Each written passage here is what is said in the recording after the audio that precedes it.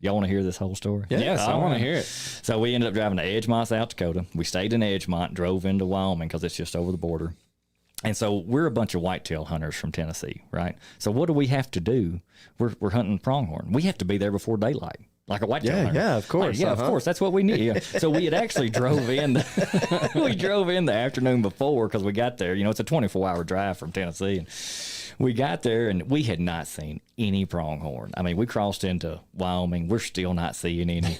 And we got to that walk-in area and boom, there's a buck. There's another buck. There's some does. There's another buck. Like, hey, they're here. They're actually on this walk-in area. And so we kind of set a game plan, went back to Edgemont, about a 45-minute drive in a little motel there. It was called the Rainbow Motel at the time. I think it's the Cowboy Inn now. There's only one place to stay. And went back to the motel, and of course we got up next morning. And when we got up, I could hear the wind blowing before we went outside. Oh, yeah. And so it was 60-mile-an-hour gusts with sustained at 40 miles an hour. Here we get in the truck. We take off in the dark into Wyoming to go on our first pronghorn hunt. And we're all like, what are we doing? You know? So we had done plan where we was going to drop each other off at, you know, these little cattle guard or, you know, fence areas. So we was all kind of split up. And me and my buddy was together. We had, you know, a tag each. And I said, well, let's hunt together. You can have the first shot. Well, we was parked, sitting in the truck, kind of waiting for it to get a little bit daylight. And the truck is just rocking from this wind. I was like, how are we going to hit these things? Like, they're going to have to be close. You know, we'd all practice shooting, you know. Well, anyway, so we got out of the truck, crossed the fence, and it was about 100 yards till it dropped off into kind of a big basin. And we walked that 100 yards, and as soon as we got to the crest, boom, there's a buck with a bunch of does at about 250 yards.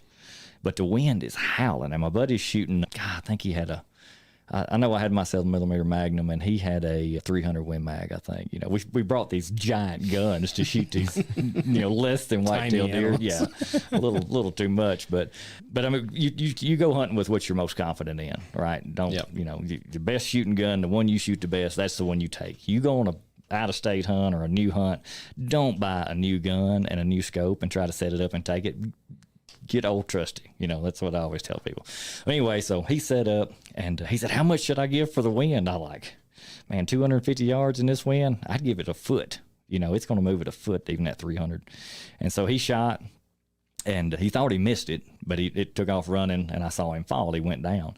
I said, no, you got him. And it was a pretty good, I mean, we didn't really know how to judge them. I think it ended up scoring in the mid-70s or whatever. So it was a great first one.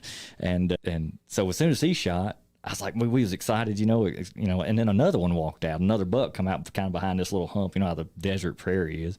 And I said, there's another one. And I had borrowed this rangefinder from my cousin. That was the only reason I knew what the range was, because in 2009, laser rangefinders were still kind of new. This was like this big thing.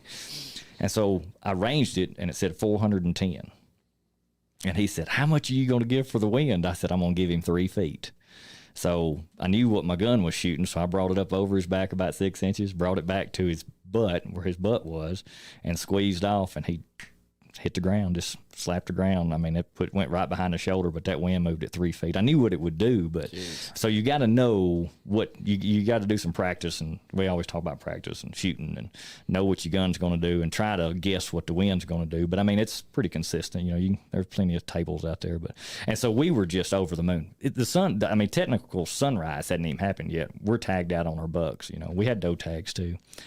Well, during this time, my buddy John, he shot a buck and his doe they got up out of their bed right as the day was breaking. He filled both tags in the first 5 minutes. My brother, I think he filled his the next morning or maybe that afternoon, but we filled all of our tags in less than 2 days.